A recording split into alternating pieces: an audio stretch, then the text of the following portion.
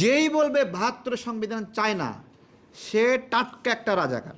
তত্ত্বাবধায়ক সরকার পুনঃপ্রতিষ্ঠার জন্য জুলাই সনদের প্রয়োজন নাই, তাহলে আর কোথায় জুলাই সনদের প্রয়োজন? তাহলে এটা কিসের সংস্কার?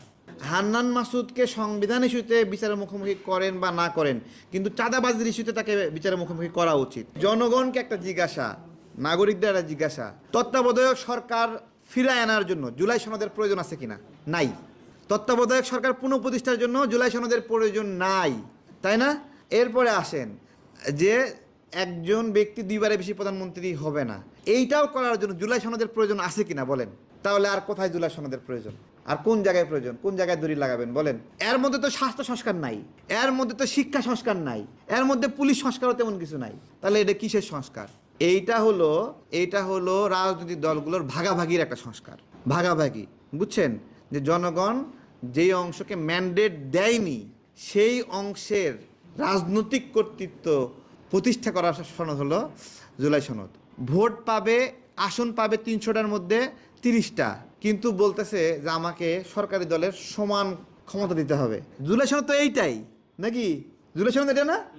জুলাই সনদ তাহলে একটা দেশের জনগণ একটা সরকারি দলকে ২২০টা আসন দিয়ে পাঠালো, কিন্তু জুলাই সনদ বলতেছে যে এই ২২০ জনের ক্ষমতা ওই বাকি ৭০ জনের মতো ৮০ জনের মতো হবে। তাহলে জনগণকে এই ম্যান্ডেট দিছে? জুলাই সনদ তো এইটাই। আপনারা ভালো করে দেখেন, জুলাই সনদ প্রত্যেক জায়গায় জায়গায় বলা আছে যে বিরোধী দলকে না বলে কিছু করা যাবে না, তাই না? তাহলে সরকার চালাবে হলো জনগণ নির্বাচিত করবে একটা দলকে সরকার হিসেবে, তারা রাষ্ট্র চালাবে, কিন্তু বলতেছে বিরোধী দলের অনুমতি ছাড়া এটা করা যাবে না। তাহলে তো প্রত্যেক জায়গায় জায়গায় মব সৃষ্টি হবে, তখন নাম দিতে হবে পিপলস রিপাবলিক অফ মব। যেই বলবে ৭২ সংবিধান চায় না সে টাটকা একটা রাজাকার, রাজাকারের বাচ্চা। যেই বলবে একবারে স্পষ্ট হিসাব, চোখে চোখ রেখে বলে দেব, ওর বাপে ৭২ সংবিধান বানায়নি, ৭২ সংবিধান বানাইছে মুক্তিযোদ্ধারা। এই সংবিধানে বেসিক তেমন ভুল নাই, এই সংবিধানের সঙ্গে বিভিন্ন স্টেপ বাই স্টেপ বিভিন্ন সংযোজনী যুক্ত করে করে এই সংবিধানের মান ক্ষুণ্ণ করা হয়েছে, এবং আমাদের লড়াই হলো ওই অন্যায় সংশোধনীগুলো বাতিল করা, সংশোধন করা, আগের জায়গায় ফিরে যাওয়া। কিন্তু যারা বলতেছে জুলাই সনদ সংবিধানের পরিপন্থী হিসেবে দাঁড় করাচ্ছে, তারা জাস্ট রাজাকারের শাবক। স্পষ্টভাবে এইভাবে বলার কোনো অধিকার নাই।